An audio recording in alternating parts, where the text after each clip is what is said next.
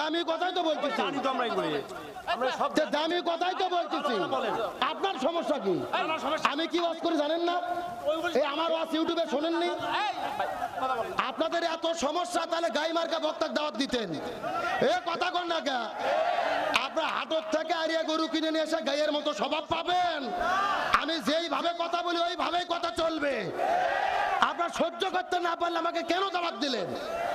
আমি অনুরোধ করে বলতেছি বসেন, আমি অনুরোধ করে বলতেছি বসেন। আপনি একজন, উনি কি আলেম মানুষ নাকি? আমি যেই কথাগুলো বলছি কোরআন আয়াত ছাড়া বলছি। সরি, আপনি কথা বলেন, কথা বলেন। সরি, আমরা সরি। আপনি বসেন। ইউনিয়নের অফিস সেক্রেটারি। না না, ওয়াজ তো কেবল শুরু হলো।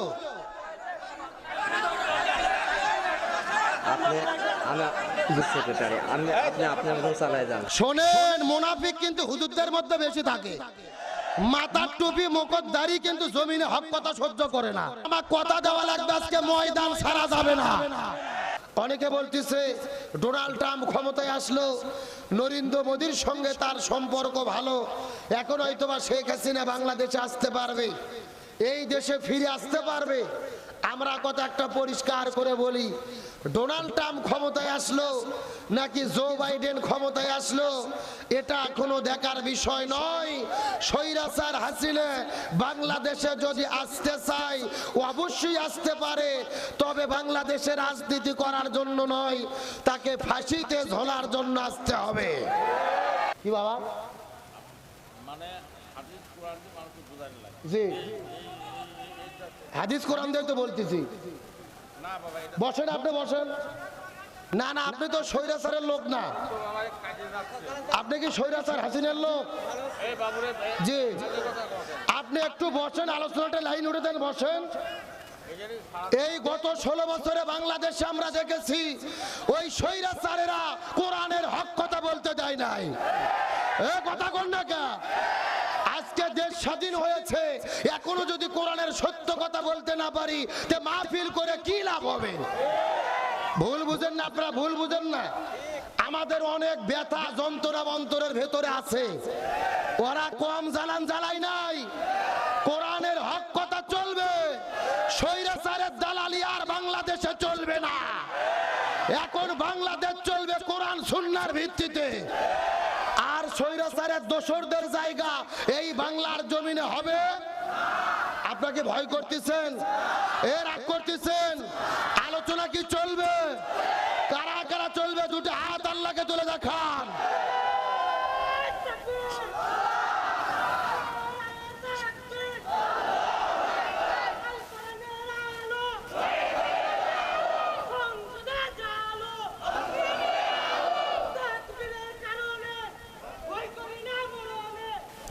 হাত নামান, আপনাকে মন খারাপ করতেছেন? আপনি আমার কাছে বসেন, টেনশন নেই, বসেন। জি, আপনি আলোচনা আগে বুঝেন, তারপরে কথা বলবেন। এ কথা কন না কে? আমি এতক্ষণ যা কথা বলেছি কোন মিথ্যা কথা বলছি? কোরআন হাদিসের বাইরে বলছি? এখন খেলা হবে, শুনে আপনার কলিজা লাগবে কেন? কথা কন না কে? ওই ডায়লগ দিয়ে ইমানদারদের অন্তরে কম জ্বালান জ্বালাই ওবায়দুল কাদের। এখন ওই কথা বললে যদি আপনাদের অন্তরে লাগে, তাহলে বোঝা লাগবে আপনাদের অন্তরে লাগতেছে, মানে ওদের সঙ্গে সম্পর্ক আছে। এ কথা কন না কে? আলোচনা চলছে, চলছে। আবু জেলদা কয়টা কাজ করবে? আরো জোরে কোন? কোরআনের মধ্যে আছে না নাই? সূরা আনফাল আয়াত কত?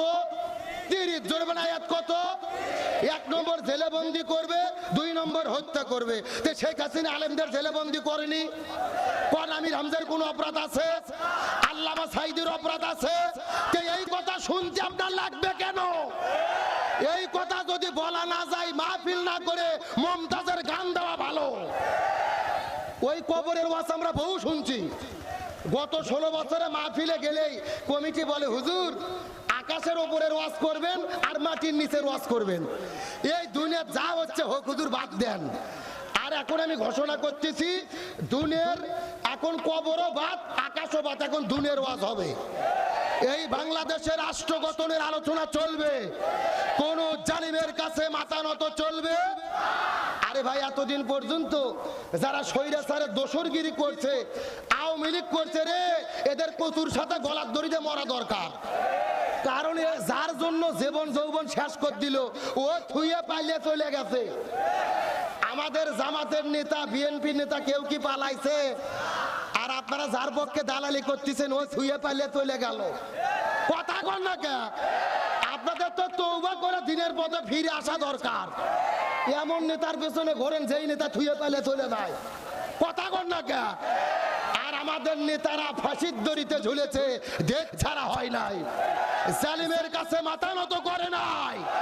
তাহলে বলেন আবু জেল্লা কয়টা কাজ করবে?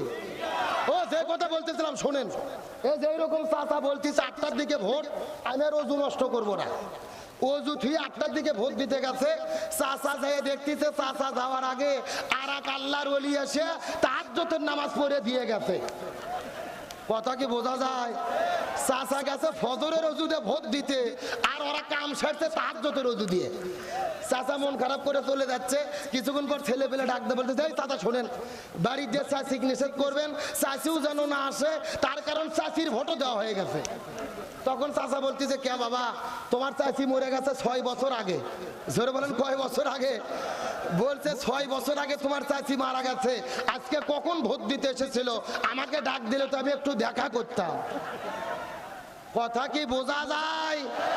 তার মানে বোঝা যায় 16 বছরে সঠিক নির্বাচন যদি হতো, এমপি মন্ত্রী হওয়া তো দূরের কথা, জামাত বিএনপি মাঠে থাকলে এরা মেম্বার হওয়ারও ভোট পেত না। আর বিনা ভোটের এমপি মন্ত্রী হয়ে ক্ষমতা দেখাইয়া কোরআনের মাহফিল বন্ধ করে দেয়। আমার প্রিয় বন্ধুগণ, মুসলমান ভাইরা গভীর মনোযোগ। আবু জেল্লা 3টা কাজ করবে। প্রথম নম্বর কাজ হলো কোরআনের হক কথা যারাই বলবে তাদেরকে তারা জেলখানার মধ্যে বন্দী করবে।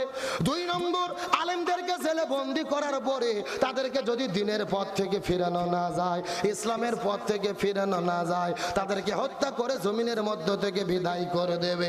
আর 3 নম্বর কাজ হলো এই জমিনের ভেতরে যে আলেমদের জনপ্রিয়তা বেড়ে যাবে, যে আলেমদের গ্রহণযোগ্যতা বেড়ে যাবে, যাদের মাহফিলে হাজার হাজার মানুষের উপস্থিতি ঘটবে, ওই আলেমদেরকে এই দেশের মধ্যে তারা থাকতে দেবে না।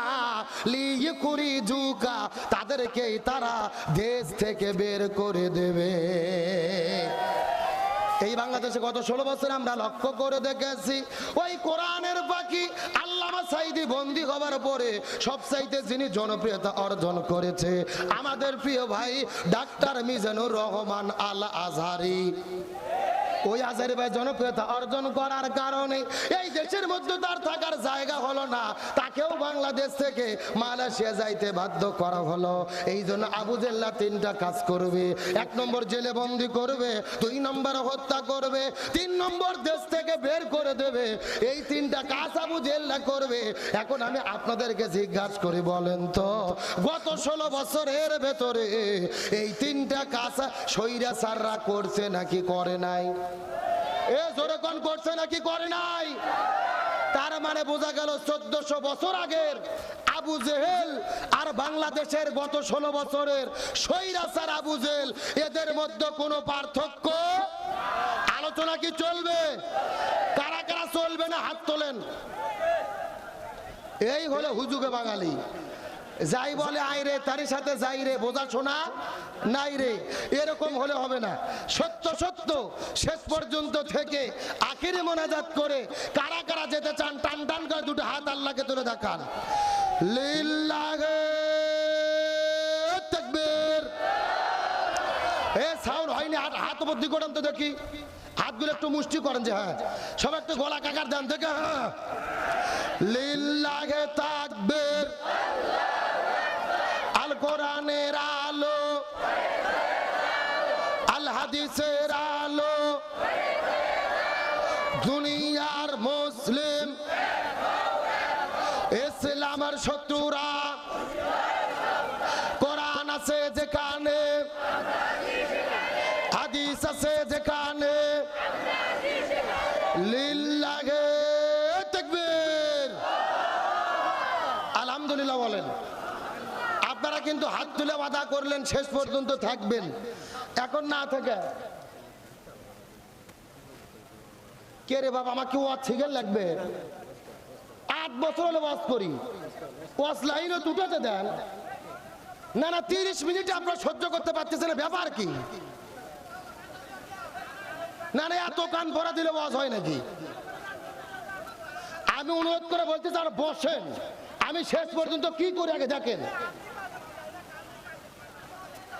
আপনাকে আমরা অসম্মান করছি, আপনি দামি কথা বলছি, দামি কথাই তো বলতেছি, দামি কথাই তো বলতেছি। আপনার সমস্যা কি?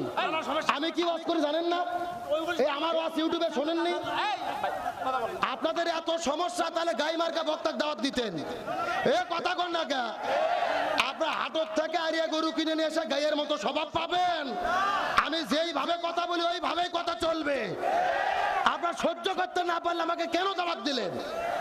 আমি অনুরোধ করে বলতেছি বসেন, আমি অনুরোধ করে বলতেছি বসেন। আপনি একজন উনি কি আলেম মানুষ নাকি? আমি যেই কথাগুলো বলছি কোরআনে আয়াত ছাড়া বলছি? আমার যতগুলো কথা ভেতর আছে সব বলবো। প্রয়োজনে এলাকার দাওয়াত দেবেন না, আর আসবো না। আলোচনা চলছে চলছে। শোনেন, বাংলাদেশে বহু ধরনের বক্তা আছে। কিছু কিছু বক্তা আছে ইউটিউবে সার্চ দিয়ে দেখবেন, এরা শুধু কান্নাকাটি করে শুতে শুয়ে ফেল দেয় শোতাক। কথা কর না কেন? কান্দাকাটির তুলে এতই দরকার, ওই বক্তা আনতেন ভাইরে। আমি এমন বক্তা, আমি বর্তমান প্রেক্ষাপট মিল করে ওয়াজ করি, জানেন না আপনারা? এখন যাই না শুনেই তো নিয়েছেন আপনারা। সময় দেন, আমি একটু কথাগুলো বলি, লাইনে উঠাই আলোচনাটা। সবাই মিলে যদি এত কথা বলেন ওয়াজ হবে না তো। যে যেখানে আছেন বসেন। আপনারা সবাই কিন্তু হাত তুলে বললেন শেষ পর্যন্ত থাকবেন। এখন না থেকে যদি উঠে চলে যান, কথা ভঙ্গ করা কিসের লক্ষণ? আপনারা কি মুনাফিক হতে চান? হতে চান কি চান না, এটা মোনাজাতের আগে বোঝা যাবে। জোরে বলেন, কিসের আগে? মোনাজাতের আগ পর্যন্ত যারা যারা উঠে যাবে মনে করবেন এরা হলো ওই গ্রুপের লোক।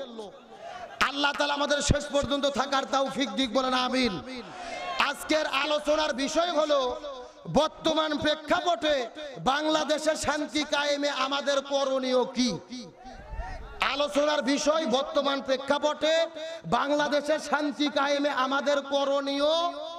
বিষয়টা বোঝার দরকার আছে না নাই? আমার প্রিয় বন্ধুগণ, মুসলমান ভাইরা গভীর মনোযোগ। আমার নবী যেই জমিনের ভেতরে শান্তি কায়েম করার জন্য 17 বছর বয়সের মধ্যে একটা দল গঠন করেছিল, যেই দলের নাম হলো হিলফুল ফুজুল। কি নাম বললাম? গভীর মনোযোগ দিয়ে কথাগুলো বোঝার চেষ্টা করবেন। আমার নবীজি 17 বছর বয়সে এই জমিনের মধ্যে একটা দল গঠন করলেন, যেই দলের নাম হলো হিলফুল ফুজুল। ওই হিলফুল ফুজুল নামক দলটা গঠন করার পরে জমিনে শান্তি কায়েম করার জন্য তিনি চেষ্টা করলো। চেষ্টা করতে করতে 17 বছর থেকে শুরু করে 40 বছর পর্যন্ত নবীজি চেষ্টা করেছে। 1 নয় 2 নয় 23 বছর ধরে নবীজি তার দলের মাধ্যমে এই জমিনের মধ্যে শান্তি কায়েম করার চেষ্টা করলো, কিন্তু আমার নবীজি এই জমিনের ভেতরে শান্তি কায়েম করতে পারলো। এ গভীর মনোযোগ দিয়ে মাথার মধ্যে কথাগুলো ঢোকানোর চেষ্টা করেন। কিন্তু নবীজির বয়স যখন 40 বছর হয়ে গেল, ওই নবীজির উপরে আল্লাহ তাআলা কোরআন নাজিল করলো। ওই কোরআনটা নবীজি জমিনের মধ্যে কায়েম করলো। ওই জমিনের মধ্যে শান্তি কায়েম হয়ে গেল। 40 বছর থেকে শুরু করে 63 বছর বয়স পর্যন্ত 23 বছর ধরে আমার নবীজি চেষ্টা করলো, এই জমিনের মধ্যে শান্তি কায়েম হয়ে গেল। নবুয়ত পাওয়ার আগের হলো 23 বছর, আর পরের হলো 23 বছর। আমার নবীজি নবুয়ত পাওয়ার পরের 23 বছরে এই জমিনের মধ্যে শান্তি কায়েম করতে পারলো। আর আগে 23 বছরে এই নবীজি জমিনের মধ্যে শান্তি কায়েম করতে পারলো না। তার কারণ হলো নবুয়ত পাওয়ার আগের 23 বছরের ভেতরে নবীজির কাছে দল ছিল, নবীজির একটা দল ছিল, কিন্তু ওই দলের ভেতরে আল্লাহর কোরআনের সংবিধান ছিল না। খুব ভালো করে বুঝবেন। আপনার আমার মতো 2 টাকার ছুটকে ফাটকে হুজুর না, আর এলাকার তেল তারা গোয়েন্দার নেতা না। স্বয়ং 23 বছর আমাদের নবী চেষ্টা করছে এই জমিনে শান্তি কায়েম করার জন্য, পারেনি। কারণ কি? নবীজির দল আসলো, কিন্তু কি ছিল না? এ জোরে কোন কি ছিল না? তার মানে বোঝা যাচ্ছে বাংলাদেশেও যদি শান্তি কায়েম করতে চাই, ওই দল দিয়ে শান্তি কায়েম হবে না যেই দল কোরআন দিয়ে পরিচালিত হয় না। গভীর মনোযোগ দিয়ে ভালো করে বোঝার চেষ্টা করবেন। কোরআন যদি না থাকে শান্তি আসতে পারে না। তার মানে বাংলাদেশে শান্তি কায়েম করতে চাইলে বাবার আইন, দাদার আইন, চাচার আইন, কার্ল মার্ক্সের আইন, লেনিনের আইন, পুতিনের আইন, ভারতের আইন, ব্রিটিশের আইন, সব আইনগুলোকে বাদ দিয়ে যতদিন পর্যন্ত কোরআন দিয়ে বাংলাদেশ পরিচালিত না হবে ততদিন পর্যন্ত এই জমিনে শান্তি আসতে পারে না। এই কথা বলাও কি অন্যায়? তাহলে শান্তির জন্য কি দরকার? আরো জোরে বলেন। আল্লাহ রাব্বুল আলামিন বলেন, ওয়া মান আরাদা আন যিকরি ফা ইন্না লাহু মাঈশাতান দানকা ওয়া নাহশুরুহু ইয়াওমাল কিয়ামাতি আমা।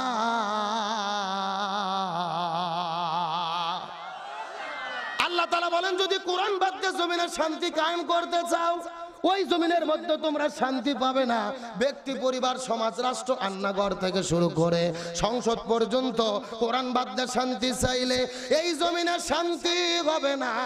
তোমরা যদি শান্তি পেতে চাও কার কাছে ফিরে আসা লাগবে? আর জোরে বলেন।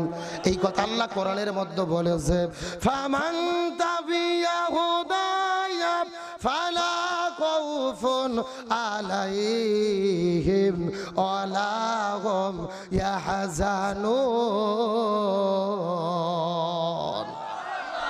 আল্লাহ বলেন, যদি কোরআন মানো শান্তি পাবে, কোরআন না মানলে শান্তি আসবে।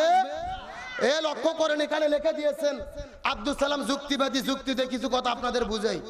মনে করেন বাংলাদেশের ঢাকা শহরে বিশাল বড় একটা পানির ট্যাঙ্কি আছে। যেরকম কিসের ট্যাঙ্কি? ওই পানির ট্যাঙ্কির মধ্যে থেকে পাইপ দিয়ে দিয়ে বাংলাদেশের 64টা জেলায় পানি সাপ্লাই দেওয়া হয়। এখন ঢাকা শহরে যেই পানির ট্যাঙ্কি আছে ওই ট্যাঙ্কির ভেতরে একটা মরা বিড়াল মরিয়ে পচে গন্ধ উঠে আছে। বুঝতেছেন কথা? এখন একটা পাইপ আস্তে আস্তে আস্তে আস্তে আপনাদের পাবনা শহরেও এসেছে। পাইপের মধ্যে যে পানি বের হচ্ছে, বলেন তো পানিটা ভালো না গন্ধ? আরো জোরে বলেন। এখন গন্ধওয়ালা পানি বের হওয়ার পরে পাবনা জেলার যত হুজুর, মুফতি, মুহাদ্দিস, ফকি সব হুজুরদেরকে ডাকতে বলা হয়েছে, এই হুজুরের গোষ্ঠীরা এই যে গন্ধওয়ালা পানি বের হচ্ছে তোমরা ফু দিয়ে দিয়ে পরিষ্কার করো। হবে? পাবনা জেলার হুজুর তো দূরের কথা, কাবা শরীফের ইমামও যদি এসে ফু দেয় পানি পরিষ্কার হবে? আচ্ছা বলেন তো, পানি পরিষ্কার করতে গেলে কি করা লাগবে? ওই ট্যাঙ্কি পরিষ্কার করা লাগবে। এটাকে বুঝতে পেরেছেন? এখন আসল কথা শোনেন। এই বাংলাদেশে একটা শান্তি প্রতিষ্ঠার ট্যাঙ্কি আছে যার নাম হলো সংসদ ভবন। আরো ধরে বলেন। আর ওই সংসদের ভেতর থেকে বাবার আইন, দাদার আইন, চাচার আইন, কার্ল মার্ক্সের আইন, লেনিনের আইন, পুতিনের আইন, সোশ্যালিজম, ক্যাপিটালিজম, ধর্মনিরপেক্ষতাবাদ, জাতীয়তাবাদ, যত তন্ত্র মন্ত্র আছে সবগুলোকে জুতো এবং ঝাঁটাপিটা করে বের করে দিয়ে যতদিন না পর্যন্ত এই কোরআন সংসদের মধ্যে ঢুকাইয়া কোরআন দিয়ে বাংলাদেশ না চলবে ততদিন পর্যন্ত এই জমিনে শান্তি কায়েম হতে পারে না, পারে না, পারে না। সুতরাং বাংলাদেশে শান্তি কায়েমের জন্য এই কোরআন দিয়ে বাংলাদেশ চলুক, এটাকে আপনারা চান? কারা কারা চান? দুটো হাত আল্লাহকে তুলে দেখান।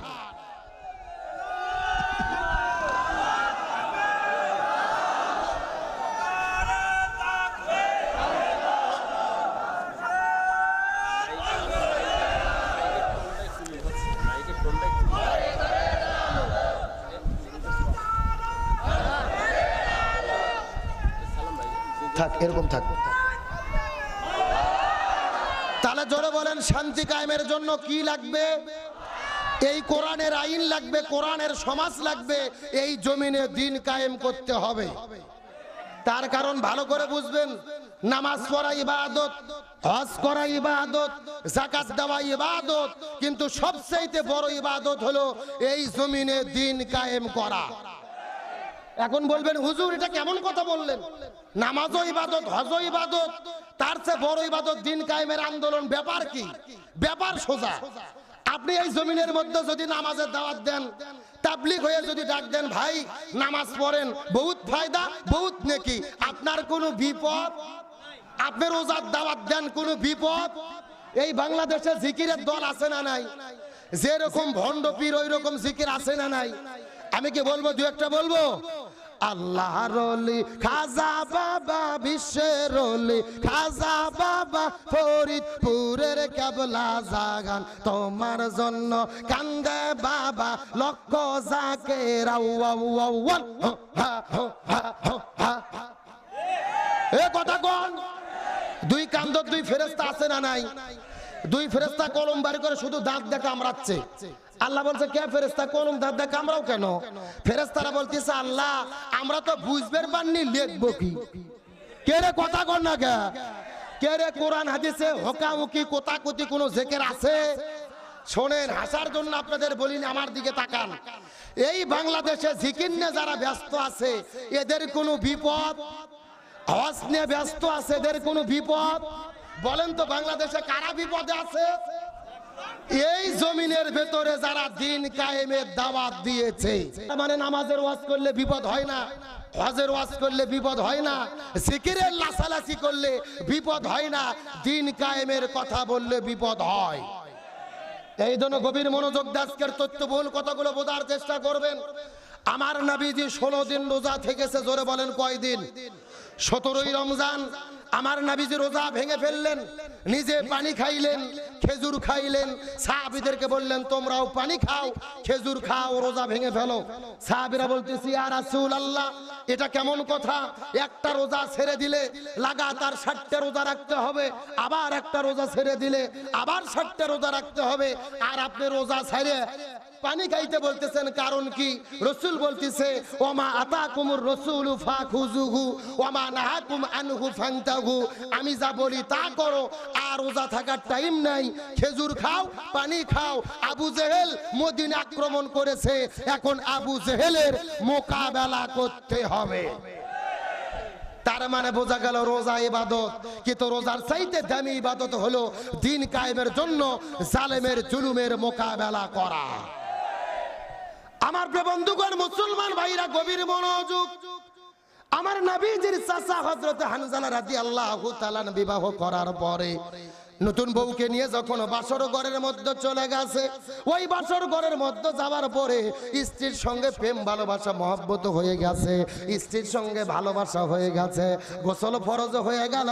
বাইরে থেকে কে যেন ডাক দেয়, বলে কুতিলা মুহাম্মদ, মুহাম্মদ বিদায় নিয়ে চলে গেছে।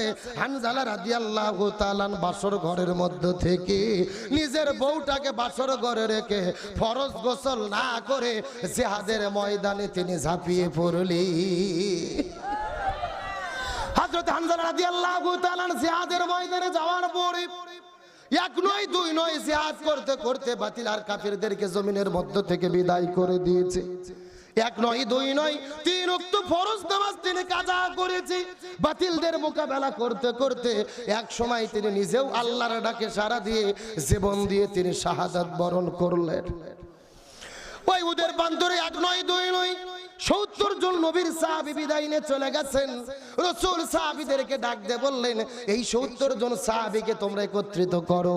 আজকেও যারা মদিনায় চলে যান হজ উমরা করতে গিয়ে, ওই মদিনায় যাওয়ার পরে যতগুলো পাহাড় দেখা যায়, সবচাইতে লাল পাহাড় কিন্তু হলো উহুদ পাহাড়।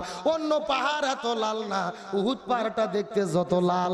মানুষদেরকে জিজ্ঞেস করা হলো, এই পাহাড়টা কেন লাল হলো?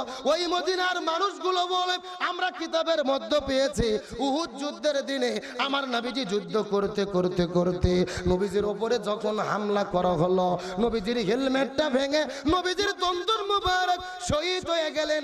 নবীজির মুখের মধ্য থেকে একটা ফোঁটা রক্ত যখন জমিনের মধ্যে পড়লো রে, ওই পুরো মদিনা থরথর থরথর করে কাঁপা শুরু করলো। আর উহুদ পাহাড়টা কাঁপতে কাঁপতে কাঁপতে কাঁপতে ওই আপনার লাল বর্ণের আকার ধারণ করেছে। আমি নবী না চিনিলাম, কি ভুল করিলাম। আমি নবী না চিনিলাম, কি ভুল করিলাম। ভস্মে ঢালিলাম ঘি,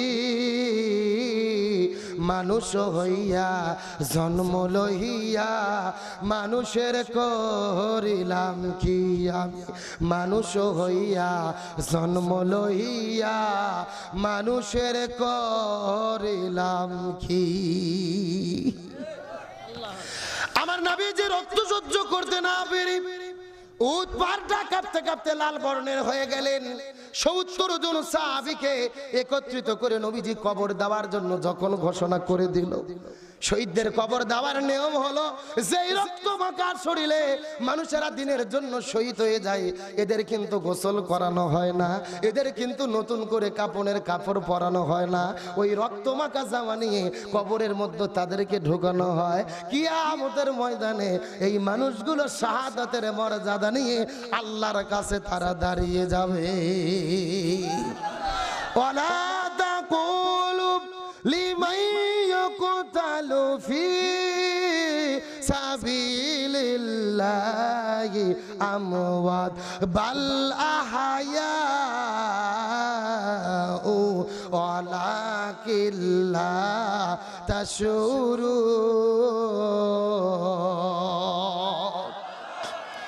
এই জন্য আল্লাহ তাআলা বলেন দিনের জন্য যারা জীবন নেই, খবরদার তোমরা মৃত বলো না, এই মানুষগুলো জীবিত তোমরা বুঝতে পারো না। এই কথা বলার পরে সমস্ত সাহাবীদেরকে যখন খোঁজা হয়, দূর থেকে লক্ষ্য করে দেখা যায় বাসর ঘরের মধ্যে থেকে বের হওয়ার পর একটা নতুন বধূ বের হয়ে দৌড়াইতে দৌড়াইতে উহুদের প্রান্তরে চলে আসলো। রাসূল বলে, এ পুত্রবধূ, এ নববধূ, এই জিহাদের ময়দানে কেন তুমি বাসর ঘর থেকে এসেছো? মেয়েটি কান্না করতে করতে বলে, ইয়া রাসূলুল্লাহ, আমার কান্না করার কারণ হলো আমার স্বামী হানজালা গতকালকে বিকেলবেলা আপনি তো ব্যবস্থা করেছিলেন, আপনার নেতৃত্বে তো বিয়ে সম্পন্ন হয়েছিল। আমার স্বামী জিহাদের ময়দানে চলে এসেছে, শহীদ হয়ে বিদানে চলে গেছে। আমার স্বামী বিদায় নিয়ে চলে গেছে, আমার স্বামী শহীদ হওয়ার কারণে আমি কান্না করি না। আমার কান্না করার কারণ হলো আমার স্বামীর ফরজ গোসল বাকি আছে, ওই গোসলের ব্যবস্থাটা আপনাকে করতে হবে। লিল্লাহি তাকবীর। আমার স্বামী শহীদ হয়েছে, এই জন্য আমি কান্না করি না। আমার কান্না করার কারণ হলো আমার স্বামীর ফরজ গোসল ছিল, গোসলটা বাকি আছে। ইয়া রাসূলুল্লাহ, আপনি একটু আমার স্বামীর জন্য গোসলের ব্যবস্থা করে দেন। আল্লাহু আকবার। আমার বন্ধুগণ, মুসলমান ভাইরা, গভীর মনোযোগ। এই কথা বলার পর আমার নবী সাহাবীদেরকে বললেন, লক্ষ্য করে দেখো তো হানজালা কোথায়, হানজালা চাচাকে তোমরা খুঁজে খুঁজে বের করো। খোঁজাখুঁজি শুরু হয়ে গেল, কোথাও হানজালাকে পাওয়া যায় না। আমার নবীজি লক্ষ্য করে দেখলেন আকাশের দিকে, আকাশ থেকে কই থেকে যেন ঝিরঝির ঝিরঝির করে বৃষ্টি পড়ে। নবী বড় টেনশনের মধ্যে পড়ে গেলেন, মেঘ নাই, কোথা থেকে বৃষ্টি আসে। লক্ষ্য করে দেখলেন ওই জড়জড় করে বৃষ্টি পড়ার পরে আল্লাহর পক্ষ থেকে জিবরাইল আসার পরে ডাকতে বলে, ইয়া রাসূলুল্লাহ, আপনি টেনশন করবেন না, রাগ করবেন না।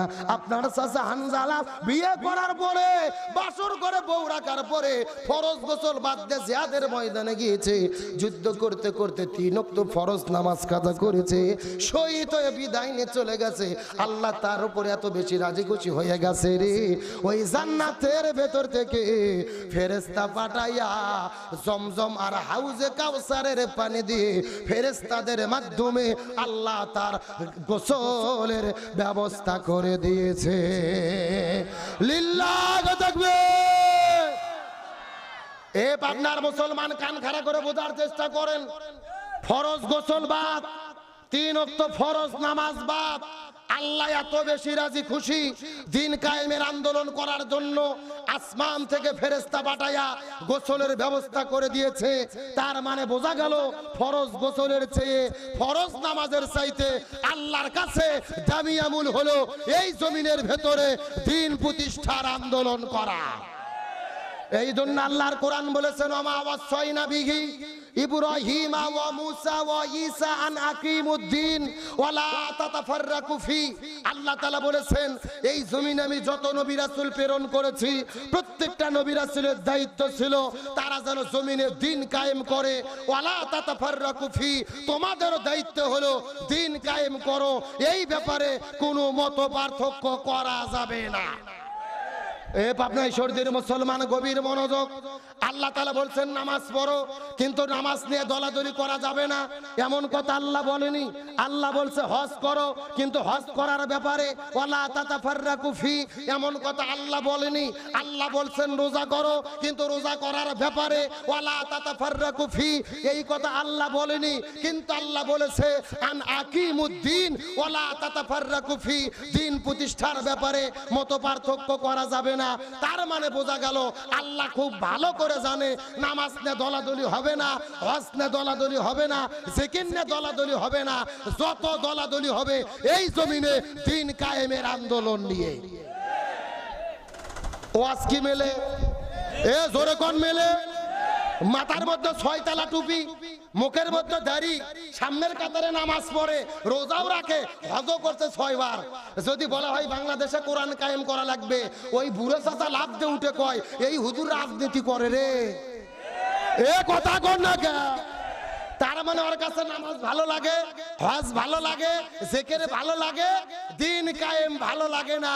এরা হলো টাটকা মুনাফিকের গোষ্ঠী। তার কারণ আব্দুল্লাহ ইবনে উবাই রাসূলের পিছে নামাজ পড়েছে, হজও করেছে, জিকিরও করতো, টুপিও ছিল, দাড়িও ছিল, নবীর নেতৃত্ব মানতো না, আর জমিনে দিন কায়েম করতে চাইতো না।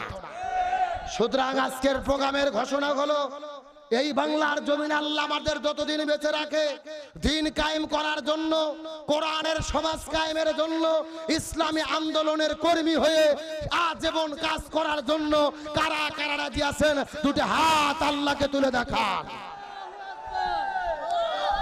দেন একজন তাকবীর দেন দেখি।